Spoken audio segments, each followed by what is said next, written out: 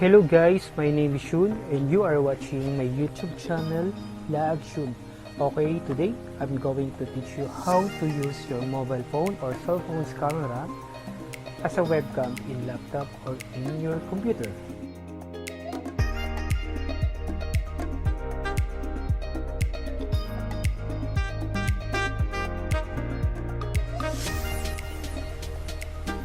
But before anything else, I would like to invite you guys to please subscribe with my YouTube channel. You can see the subscribe button below and also hit the notification bell in order for you to keep updated on the upcoming and newest video.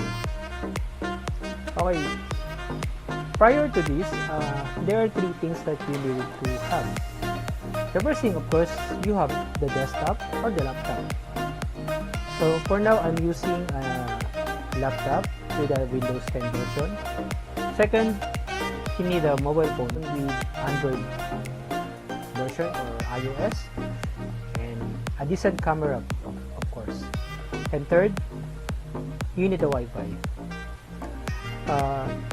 The Wi-Fi must be connected the same time as your desktop and your mobile phone.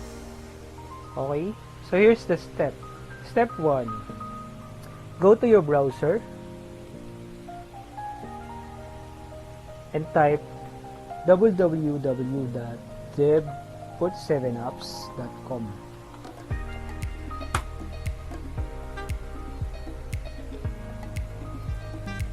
Okay. We are now here in Dev47 apps website. You can see the DroidCam wireless webcam. Use your phone as a webcam on PC. Scroll down, you will see the Windows client and Linux client. Since I'm using the Windows 10, I will use the Windows client. Next, you will see the two versions. The one is with Android support only, and the other one is with iOS and Android support. So I recommend downloading this one. Click it.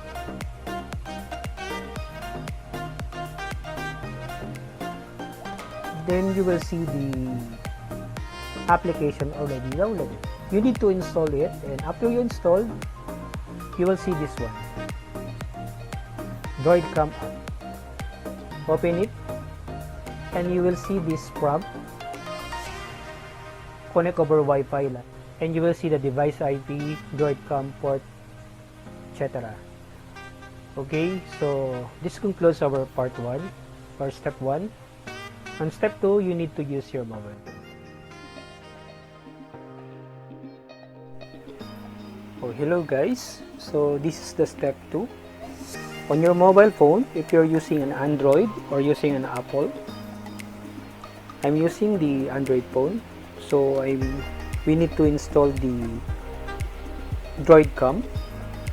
Open the Play Store and search for Dev47 apps.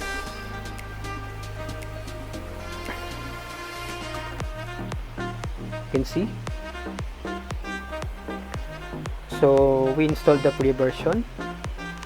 Can install the DroidCam wireless webcam, and after you install it, you open.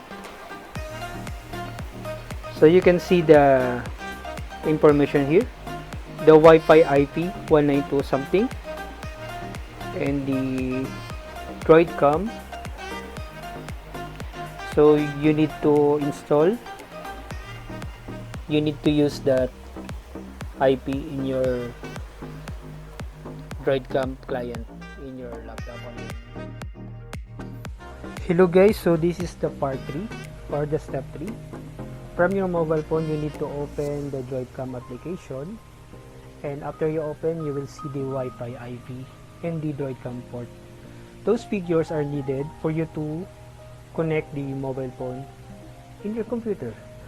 Next, make sure that your mobile phone is connected in Wi-Fi the same time with your desktop, computer, or laptop. Then back in your laptop, just open the DroidCam and copy the Wi-Fi IP here in device IP. So once you copy, Copy also the Droid Cam port from your mobile phone. Check the video and audio and press start. Okay, so this is the webcam using my mobile phone. So I hope you enjoy watching my videos, and don't forget to subscribe my YouTube channel.